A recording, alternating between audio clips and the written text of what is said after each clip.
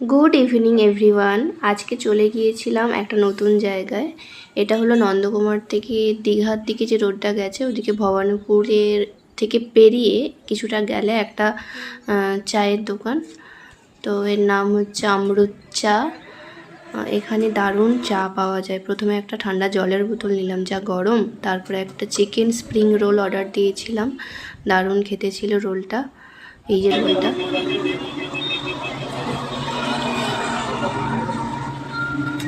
ভালোই খেতে। কিছুক্ষণ পরেই এসে গেল 2 কাপ চা। এটা বড় কাপে চা ছিল। বড় কাপের চা এক একটা 30 টাকা করে, ছোট কাপে হলে 15 টাকা হতো। অপূর্ব খেতে। কি করে বানাই কি জানি। কিছুক্ষণ খাওয়ার পরই চারিদিকে লাইটগুলো জ্বেলে দিল, খুব সুন্দর লাগছিল। এগুলো কি বলো তো, রাতে যারা গাড়ি নিয়ে যাতায়াত করে তারাই মেনলি এখানে এসে খায়। তো সন্ধে হয়ে গেছে, এবারে আমরা ফিরবো। খুব সুন্দর লাগছে, দেখো চারপাশে পরিবেশটা দারুণ।